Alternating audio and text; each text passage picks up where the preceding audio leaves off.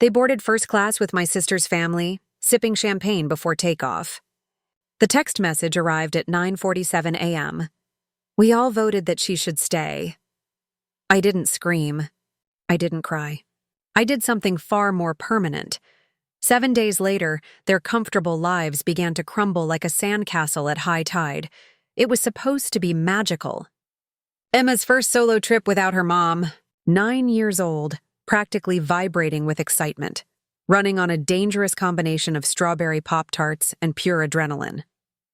She'd been checking her purple backpack every 5 minutes since dawn, convinced something might vanish if she looked away too long.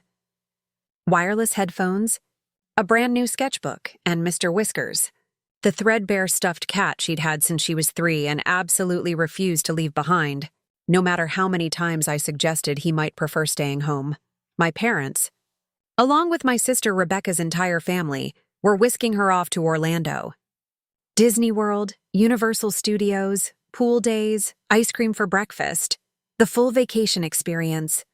I'd requested time off from work 3 months in advance, but my manager denied it last minute. Budget cuts, they said. Critical project deadlines, they claimed. So instead of joining them, I'd spent the previous evening packing Emma's favorite snacks, those organic fruit strips she loves, crackers shaped like goldfish, juice boxes, kissed her forehead about 50 times, and told myself this was completely fine. She'd be surrounded by family who loved her. What could possibly go wrong? At 8:20 a.m., my mother texted a photo from the departure gate at Chicago O'Hare. Emma was grinning so wide I could count her teeth, including the one that had just grown in after she lost it eating an apple. Both thumbs pointed skyward in triumph. The caption read, "Boarding in 10 minutes. Our little traveler." I smiled at my phone screen, showed it to my colleague Sarah, and said with pride tinged with loneliness, "That's my girl, off on her first big adventure without me." Then I tried to ignore the hollow feeling spreading through my chest, that peculiar ache that comes from being left behind even when you're the one who couldn't go. 2.5 hours later, during a suffocatingly boring quarterly budget meeting, another message buzzed through. I glanced at my phone discreetly under the conference table. We all voted that she should stay. I stared at those 7 words, my brain refusing to process them. Stay where? At the gate? In Chicago? It registered as nothing more than another example of my family's incomprehensible sense of humor, the kind of inside joke that makes sense to everyone except the person it's about. I set my phone face down on my lap and forced myself to focus on the spreadsheet being projected on the wall, numbers that suddenly seemed impossibly blurry. I wish I'd called immediately. I wish I'd demanded an explanation. I wish I'd trusted the ice-cold feeling that flashed through my stomach. But I didn't. And by the time I finally understood what that cryptic message actually meant, Emma was sitting alone in a strange office at O'Hare International Airport, small legs swinging nervously, waiting for a mother who had no idea she'd been abandoned like forgotten luggage. The rest of my morning dissolved into corporate white noise. Emails piled up faster than I could read them. Conference calls blurred together into one long, monotonous voice. The usual chaos of a Tuesday at a marketing firm in downtown Chicago. Every so often, I'd pull up that photo of Emma at the gate and feel a quick, warm pulse of maternal pride. She was flying across the country. My baby was brave enough to do this. She was absolutely fine. By mid-afternoon, the fluorescent office lights had turned everything the sickly color of old newspaper. I checked my phone again during a bathroom break. No new messages. Obviously not. They'd be somewhere over Missouri or Arkansas by now, probably halfway to Florida. I told myself firmly to stop being a helicopter parent. Emma was 9. She could handle a few hours on a plane with her grandparents. When I finally escaped work at 5:45 p.m., the parking garage smelled like exhaust fumes and hot asphalt. I unlocked my Honda Civic, slid into the driver's seat, and glanced one final time at my phone. The same unread text stared back at me with new menace. We all voted that she should stay. For the first time since receiving it, the words felt genuinely strange. Off. Wrong. Like a sentence in a foreign language that you suddenly understand. I decided I'd call once they landed in Orlando, just to hear Emma's voice, to tell her goodnight, to ask about the plane ride. It had been an exhaustingly long day. I craved something normal, something maternal, something that felt like home. I dialed my mother's cell phone. They answered on the second ring. Background noise flooded through. Laughter. The hollow clatter of rolling luggage someone, my brother-in-law Marcus, probably saying something about rental car insurance. "Hey," I said, genuine smile in my voice. "You made it." "That's wonderful. Can you put Emma on? I want to hear about the flight." A pause. Not a natural pause. A calculated one. Then my mother's voice, artificially light, as if we were discussing tomorrow's weather forecast. "Didn't you get our message, sweetheart?" "What message?" "The one that said we all voted she should stay." I actually laughed. A short, confused bark of sound. Because what else do you do when your brain absolutely refuses to accept the obvious? "Mom, what does that even mean?" "What are you talking about?" My father's voice came next, taking over with that particular tone he uses when he's decided something and expects everyone to accept it. Calm. Factual. Completely unreasonable. Emma was misbehaving, acting up. We took a family vote and decided it would be better if she stayed home. The laugh died in my throat, strangled by understanding. You left her?" My voice came out as a whisper. "You left my daughter?" My sister Rebecca cut in, bright and efficient, the way she talks when she's trying to convince you that something insane is actually perfectly logical. "Oh my God, Jessica, relax." "We're not monsters. We called an emergency childcare agency. She's completely fine. Fine." The word tasted like poison. Mom again, helpful. "It's a very good agency, sweetie. 5 stars on Google reviews. We'll text you their information." "We're catching the shuttle to the rental car place," my father added. "We'll talk later when we're settled at the hotel." Click. For a long moment, I just sat there in my car in the parking garage. Phone still pressed against my ear, listening to absolutely nothing. Then the silence began to scream. I called again. Straight to voicemail, again. Voicemail, again. Voicemail. One single thought cut through the rising panic. My child is alone. And just like that, I was moving. Purse over shoulder, keys gripped so tight they bit into my palm. No plan, just pure maternal instinct and mounting rage.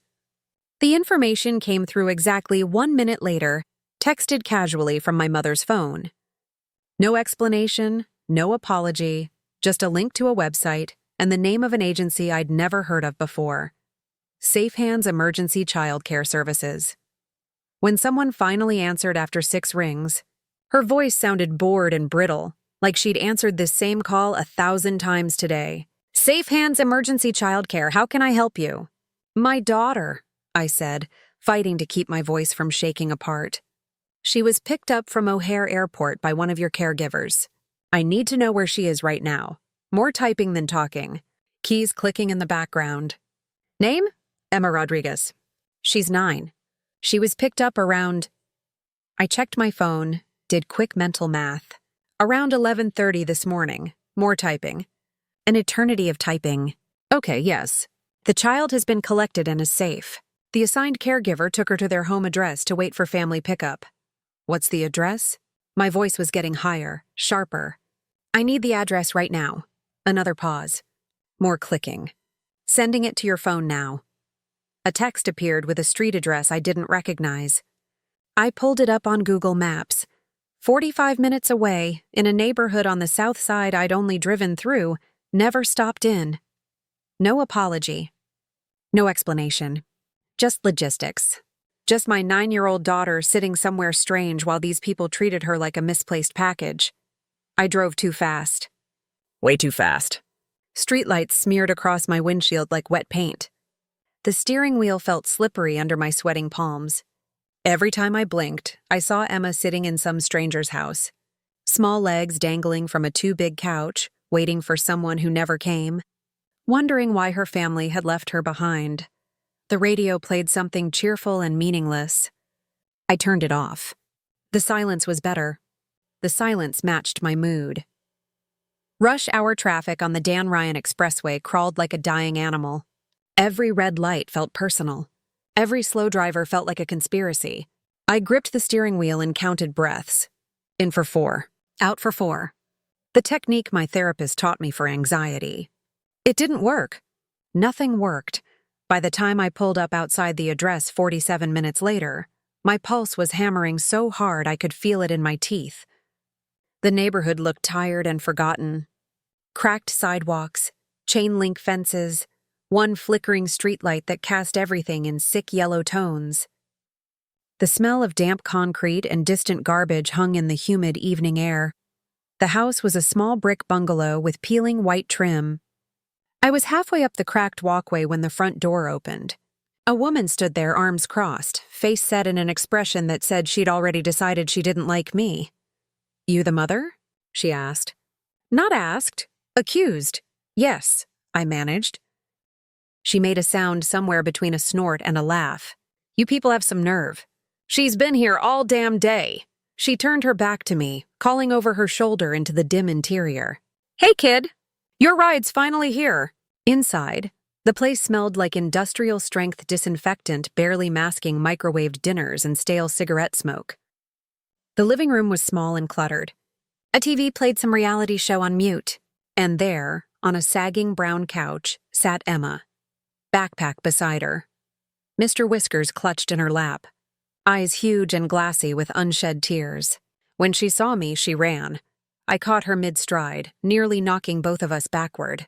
She wrapped her arms around my waist and held on like she was drowning. "I was good, Mommy," she whispered against my shirt. "I waited like you taught me. I was so good.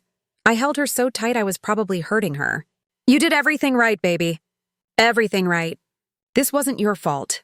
The caregiver hovered near the doorway, arms still crossed. "Nobody gave me your contact information," she said defensively. "I called the number the family left. It went straight to some voicemail that said the person wasn't taking calls. Tried 3 times. That was my mother," I said, still holding Emma. "Thank you for staying with her." She shrugged. "I'll send the invoice to the agency. They'll bill whoever paid for the service." "Right, of course. A bill for abandoning my child. We left fast." Emma clung to my hand all the way to the car, her small fingers wrapped around mine like she was afraid I might disappear too. The night air smelled like jet fuel from the airport flight path and approaching rain. She climbed into the passenger seat beside me. Usually she sits in back, but tonight I needed her close, still gripping my fingers like an anchor. Neither of us spoke during the drive home. The only sounds were the hum of tires on asphalt and her small, uneven breaths as she fought against crying. At home, Emma fell asleep on the couch before I could even untie her shoes. I covered her with her favorite blanket, the soft blue one with clouds, and sat beside her in the dark. She looked so impossibly small, soft brown hair spread across the pillow, Mr. Whiskers tucked under her chin. My phone glowed on the coffee table. I picked it up and read that text message again. "We all voted that she should stay." I read it over and over until the words blurred together, and I'd memorized every letter. They thought leaving her behind was a decision they'd get to forget. A funny story they'd tell at Thanksgiving someday. "Remember that time Emma got left at the airport? What a mix-up." They were wrong. In 7 days, they would understand exactly what it means to be left behind. I wish I could say what happened at O'Hare came out of nowhere. That it was shocking, unprecedented, completely out of character. But I'd be lying. It was just the loudest echo of something that had been building my entire life. 34 years of being the reliable one. The invisible one. The one who cleaned up everyone else's messes. If you grow up in a family like mine, you learn early that fairness is a myth. A fairy tale other families tell their children. I was the responsible one. My sister Rebecca was the sensitive one. That's family code for Jessica cleans up the disasters. Rebecca gets applause for surviving them. When we were kids growing up in our cramped 3-bedroom house in Aurora, I did homework at the kitchen table while Rebecca drew elaborate murals on the walls with permanent marker. Guess who got grounded? Hint, not the budding artist. Mom said it was because Rebecca was delicate, more fragile, needed extra understanding. Dad said nothing at all, which in our family's ecosystem counted as complete agreement. By the time I was 10 years old, I could make dinner for 4, fold an entire load of laundry, and accurately sense Mom's mood from 3 rooms away, based on the sound of her footsteps. Rebecca, at 7, couldn't pour her own cereal without spilling half of it, but somehow already possessed a PhD in getting exactly what she wanted.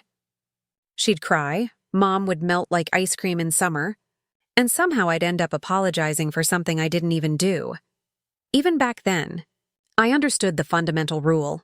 Love was a limited resource in our house, and Rebecca had somehow secured the premium subscription. In high school, I stopped expecting anyone to notice me unless something was broken and needed fixing. I became efficient, invisible, relentlessly useful. Teachers loved me. Coaches appreciated my dependability. Mom said I was reliable, which in her language translated directly to boring, predictable, not worth much attention. When college applications came around, the choice was brutally simple: get out or get stuck. My parents contributed exactly nothing except advice, expensive, unsolicited, and consistently terrible advice. "Don't get too ambitious, Jessica," Mom warned over dinner one night. "Men don't like women who outshine them. You'll end up alone." So naturally, I got as ambitious as humanly possible. Full scholarship to Northwestern, double shifts at a campus coffee shop, instant ramen for dinner 4 nights a week. The holy trinity of the overachiever from a working-class family. Meanwhile, Rebecca was finding herself, which mostly involved finding bars that didn't check IDs carefully, and boyfriends who paid for drinks and concerts.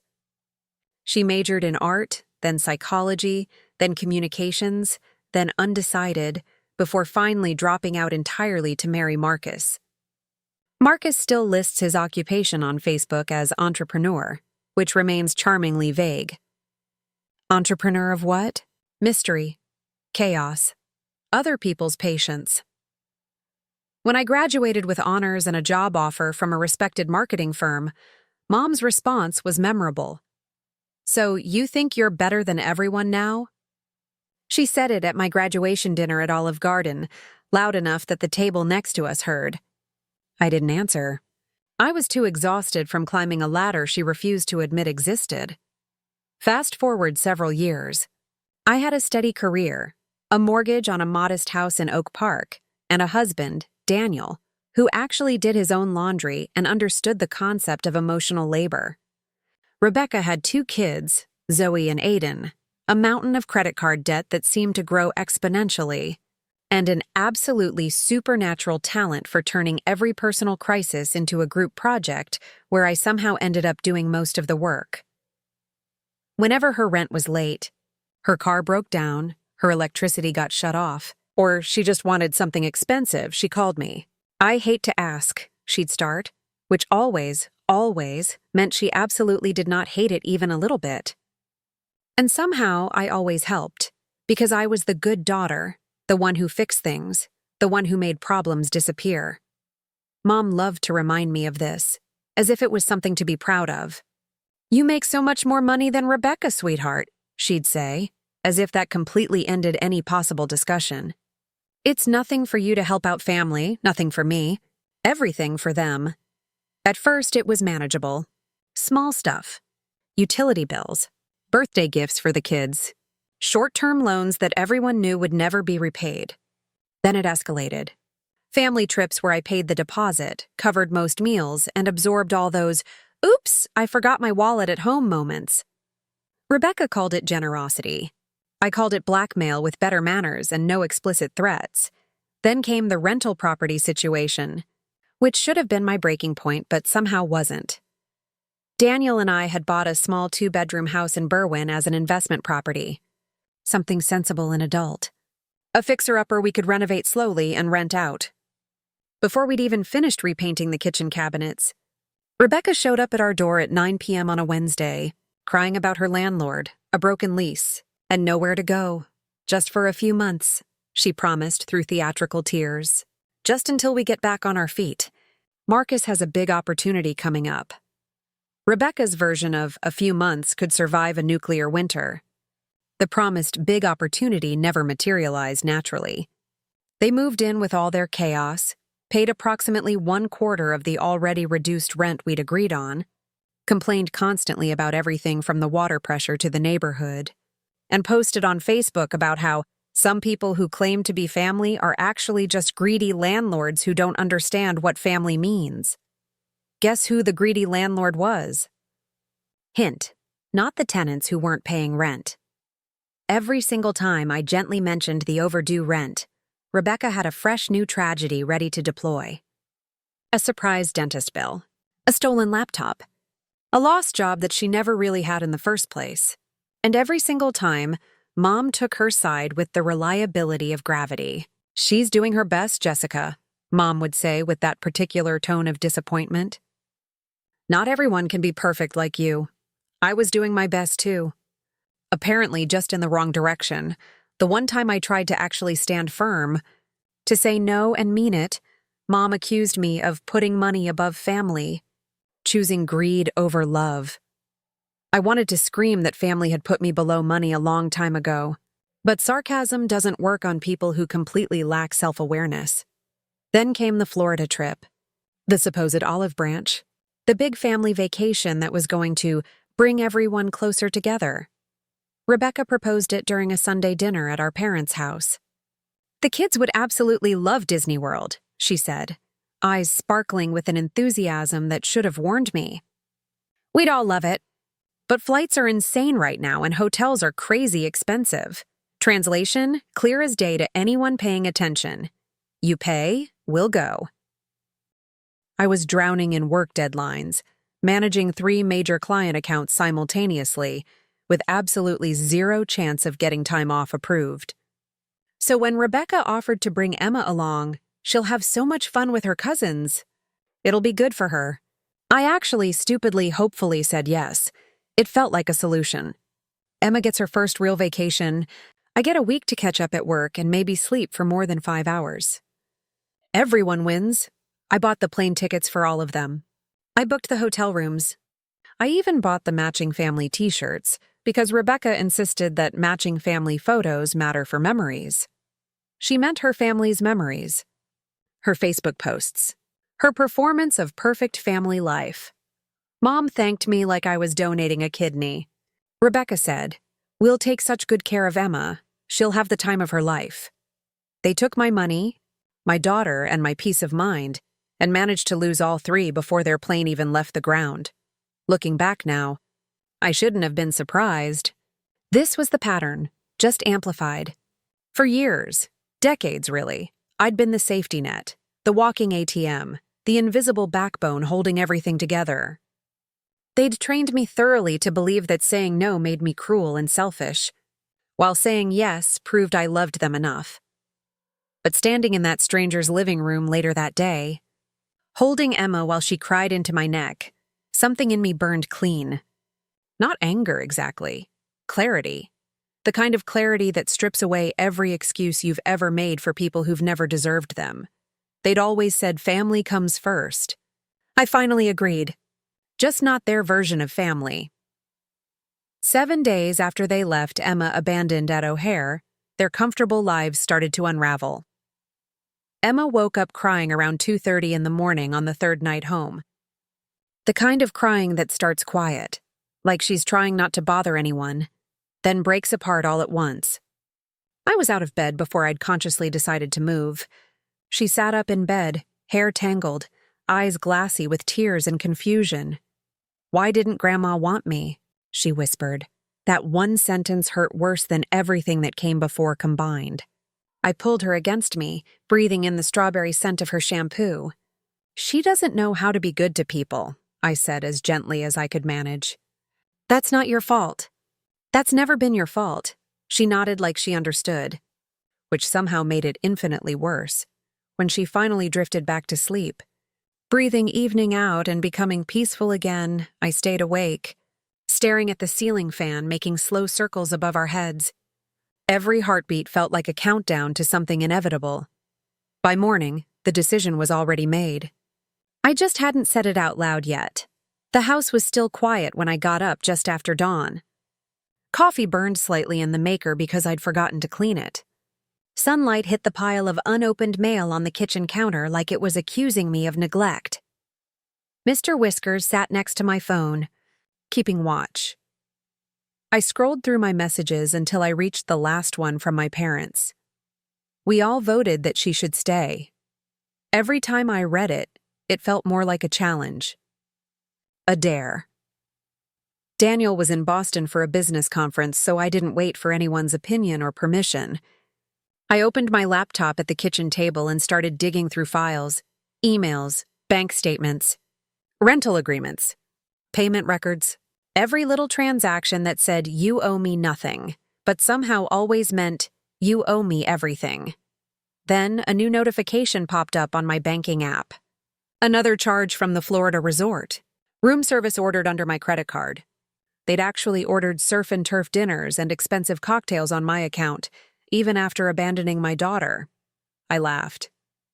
The kind of laugh that sounds like it might shatter something on its way out. Fine. If they wanted numbers, I'd give them numbers they couldn't ignore. By the time my coffee went cold, I had all the files arranged in neat rows on my laptop screen, like evidence at a trial. 36 months of discounted rent that was never actually paid, $54,000. The Florida vacation I didn't take, $3,500 emergency childcare services I never approved, $1,200. Total, $58,700. It wasn't even really about the money. Not truly. It was about the mathematics of disrespect. You could measure it precisely, down to the penny. You could prove it. That felt important somehow. I called Marcus Anderson, a lawyer friend Daniel had used once for a contract review. Calm, no-nonsense guy who sounded like he ironed his pocket squares. I told him I didn't need therapy. I needed a demand letter that would make them understand I was serious. He sent me a template within an hour. Keep it factual, he advised. Clean, professional, impossible to misinterpret. I'm very, very good at professional. I started with the header, outstanding balances and demand for payment. 2 phrases, polite as a slap across the face. I attached the signed rental lease, the bank statements showing deposits I'd made and payments they'd never made. Screenshots of Rebecca's endless promises to catch up soon. I swear. I added a detailed section about the Florida trip and the emergency childcare situation, being careful to stick to pure facts, no emotional language. Every line was a receipt for a favor they'd pretended was free. When I finished, I read it 3 times. No threats. No profanity. Just numbers, dates, and the pure language of consequences. I copied my parents on the email because secrets are how they've always won. Then I hovered my cursor over the send button. For just a second, my hands shook. Not from doubt, from adrenaline. From the knowledge that I was about to detonate. My entire family structure, click that. Sound was better than any applause I'd ever received. The kitchen was still bright with screen light when Emma appeared in the doorway, rubbing sleep from her eyes. She was hunched over a sheet of paper minutes later, drawing intently, head down, tongue between her teeth the way she always concentrated when she wanted something to be perfect. A cat this time. Big ears, a tiny backpack, one paw raised like it was waving goodbye. "What's Mr. Whiskers doing?" I asked, studying her careful crayon strokes. "Going home," she said simply. I watched her color in the sky with blue crayon. Too much blue the way kids always overdo it, and felt the last of the shaking leave my hands. "Smart cat," I said. She smiled, proud of her drawing. He's not scared anymore. Neither was I. The day after I hit send, my phone erupted. Group video call. Mom, Dad, and Rebecca still in Florida. Palm trees visible behind them. Drinks with little umbrellas. The kind of vacation background that makes outrage look absurd. Mom started talking before the video even fully loaded. "Okay, Jessica, what is this supposed to be?" Rebecca laughed so hard she nearly spilled her piña colada. "A bill? Are you serious? $58,700? You're absolutely hilarious." Dad smirked, clearly thinking this was all theater. "She's bluffing. She just wants us to feel guilty." I didn't answer. Sometimes silence works better than any speech. Mom leaned closer to her phone camera. You know we don't have that kind of money, sweetheart. You make 5 times what we do. How could you even send something like that? You wanted to humiliate us publicly? Rebecca jumped in, voice rising. Yeah, St. Jessica, showing everyone how generous she is. What's next? You'll charge us for the air we breathe? It's not about guilt, I said calmly. It's about math. That stopped them. Their practiced smiles wobbled like bad Wi-Fi. Mom blinked rapidly. Oh, come on! You can't possibly be serious about this. I am. Tracy gave a nervous little laugh that didn't reach her eyes. You really think you can charge your own family? What kind of person does something like that? The kind of person who doesn't forget you abandoned a child at an airport. The poolside noise in their background stopped. Even the wind seemed to quit. Mom tried for the moral high ground. You don't treat family like strangers, Jessica. Exactly. Rebecca's voice jumped a full octave. You're exploiting us. This is financial abuse. Then stop being exploitable. They all started talking at once. 3 voices, 1 chorus of rising panic. I waited patiently until they exhausted themselves. When they finally ran out of words, I said calmly, You have 10 business days, and ended the call. Click. My reflection looked back at me from the black screen. Calm. Maybe. Even slightly bored. That silence felt like power. The guilt parade arrived before breakfast the next morning. A dozen missed calls, texts, voicemails layered with fake concern and real panic. Mom's message read, We're very worried about you. This isn't like you at all. Please call us. Rebecca's was shorter, more desperate. Take it back before you regret this forever. I ignored every single one. Instead, I printed the demand letter again on premium paper and mailed hard copies to each of them. If they thought this was a bluff, they could watch it arrive with tracking updates proving otherwise. The morning they flew home from Florida, my doorbell rang like an alarm clock. 3 sharp rings, entitlement in Morse code. I opened the door halfway, blocking entry. Mom stood in front, Dad behind her. Rebecca clutched her phone like she was planning to record an intervention. Mom smiled that particular smile she uses on waiters and customer service representatives. Sweetheart, this is just a big misunderstanding. No, it's not. Rebecca rolled her eyes dramatically. You're just angry about Emma. Don't ruin the entire family over this. You did that at the airport? That one landed. Rebecca's mouth opened, closed, stayed frozen. Mom tried again, softer but sharper somehow. You've changed, Jessica. Good. Dad sighed heavily. Can't we at least talk about this inside? Like adults? I'm fine out here. Mom's carefully maintained mask slipped. You're turning your back on your own parents. On your family. You left my daughter, I said clearly. I think we're even. The silence after that was heavy enough to hang pictures on. Mom's lip trembled theatrically. You're going to regret this decision. Maybe, I acknowledged. But at least I'll regret it in my own house. And I shut the door. The latch clicking into place sounded better than any applause. The smear campaign started that same night. Rebecca posted a photo of a cocktail with the caption, Money changes people. Mom commented underneath, So proud of you for staying graceful through this pain. Graceful. This from a woman who once cried in a Costco because they were out of her preferred brand of organic wine.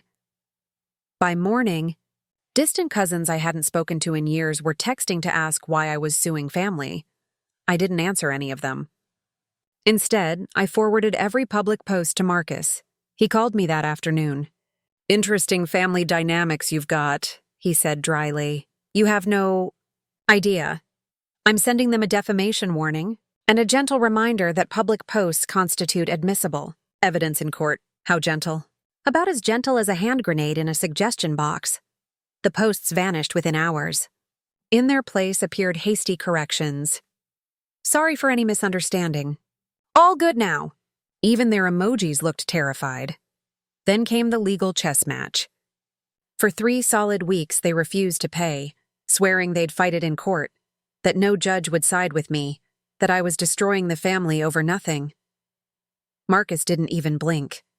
He sent another letter, meticulous and lethal, citing the signed rental contract between Rebecca, Marcus, and me. 3 years of documented missed payments. He attached the original lease agreement, Rebecca's signature right there under the clause about monthly rent obligations, and bank records showing exactly how little they'd actually paid. He also included copies of the text messages where they'd asked me to fund the Florida trip since we're taking Emma, followed by evidence that Emma never even boarded the plane. Each piece of evidence had its own exhibit label, like tiny tombstones marking every favor they'd called family obligation. He included a footnote about the child abandonment incident, phrased clinically as relevant context regarding the parties' relationship and the complainant's urgency regarding repayment. After that, they stopped threatening and started whispering among themselves. Mom called once more, voice shaking authentically this time. "Do you really want all this to go public? In court?" "You left my daughter at an airport," I said.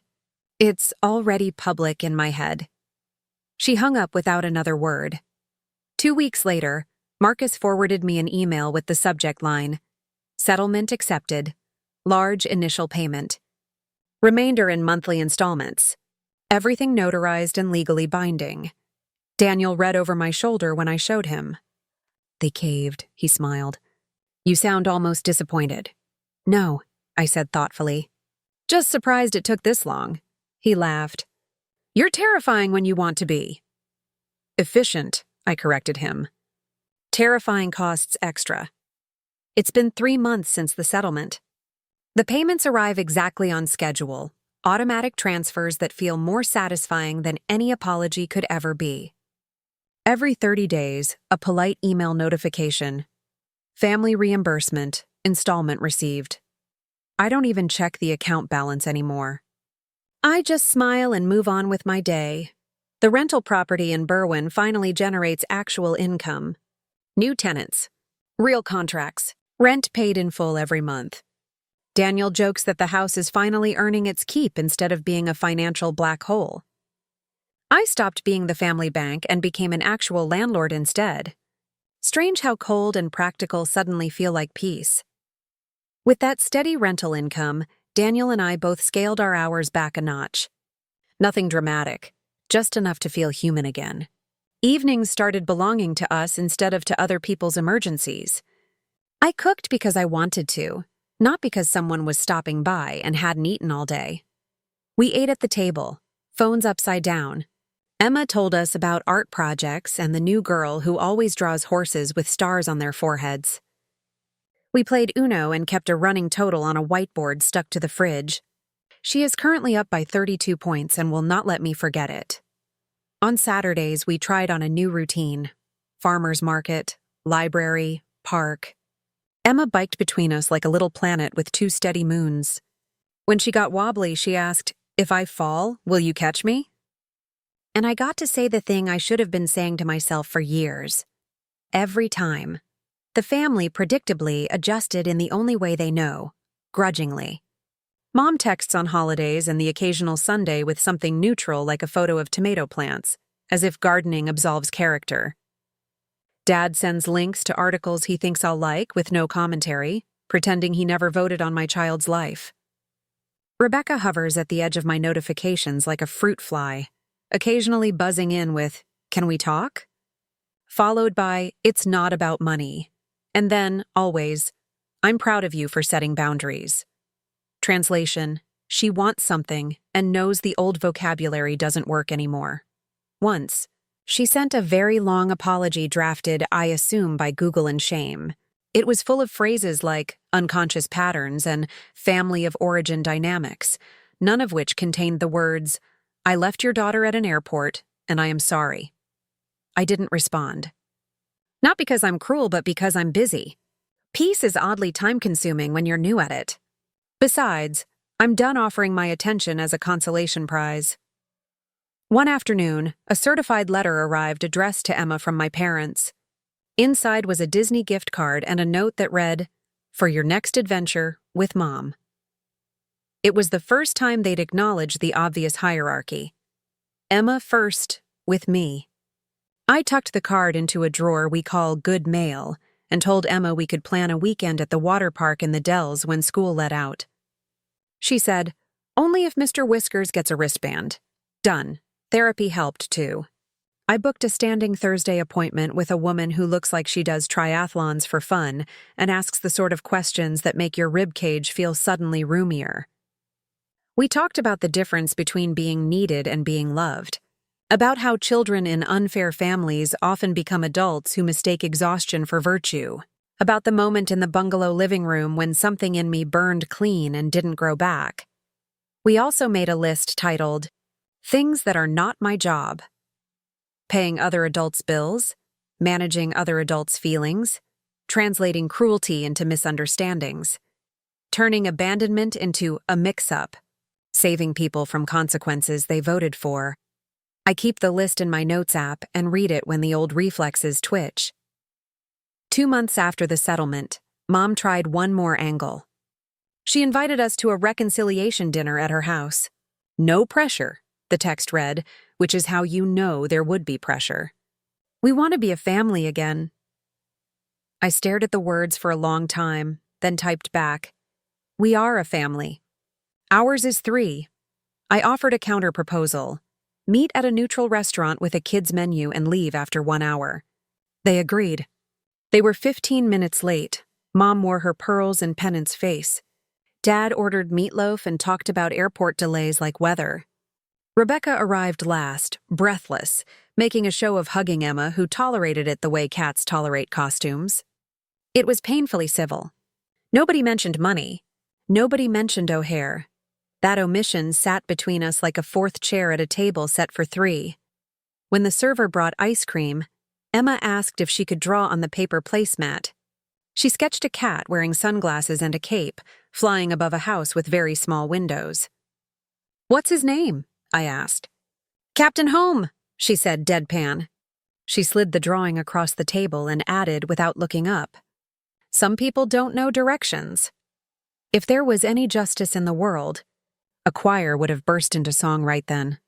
We left after 52 minutes. In the car, Emma buckled herself and said, "That was weird." I said, "Yeah, it was." She thought for a second. "But we were together, so it was okay." It was the truest evaluation I've heard of any family gathering I've ever attended. Back at home, the porch became our favorite room. We'd sit there at dusk, Emma in the middle, Daniel on my left. Planes stitched silver lines across the sky. We made up stories about where everyone was going. "That one's full of gymnasts going to a secret competition," Emma said once. "And that one has a lady who used to help too much, but now she only helps when it's her job." I asked what the lady does instead. "Draws with her kid," she answered and handed me a marker. There were still aftershocks. One night at a school concert, a grandmother with the same perfume as my mother sat directly in front of us. For a second, my throat closed. Emma squeezed my hand without looking up from the program and said, "Breathe like waves." I did. In for 4. Out for 4. The technique worked that time. Maybe because it was my kid teaching me. And no, I'm not naive. Boundaries are not a vaccine. They're a daily practice. People test fences. People jiggle locks. Rebecca sent a message last week that read, "Totally unrelated to anything, but do you know a good dentist who takes payment plans?" I forwarded her the same list of community resources my therapist's office keeps updated for clients. She replied with a thumbs up and nothing else. Progress or just new choreography? Doesn't matter. The result is the same. My wallet stayed in my bag, my pulse stayed steady, my dinner stayed warm. At the 3-month mark, Daniel and I took Emma to the lakefront. She brought a kite shaped like a phoenix. The wind tried to be rude, but Emma was ruder. She ran until the kite yanked itself upright and shot into the blue like it had somewhere better to be. We laughed like the sound had been hibernating and just remembered how to move. On the walk back, she slipped her hand into mine. "Do you think Grandma and Grandpa love me?" she asked in that disorienting way kids have of dropping anvils into ordinary air. I didn't rush. "I think they love how things feel easy," I said. "Sometimes their love gets tangled up in that. That's not your fault." She nodded like it matched a truth she already knew. Okay, she said. Then, can Captain Home come to the water park? Absolutely. Here's what nobody tells you about drawing a line.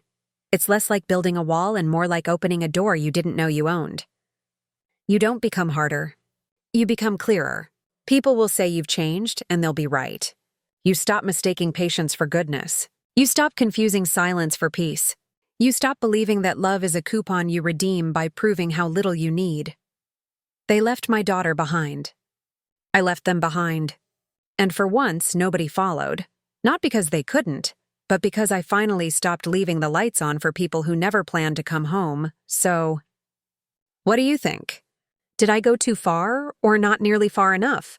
Tell me in the comments. And if you're new here, subscribe for more stories like this.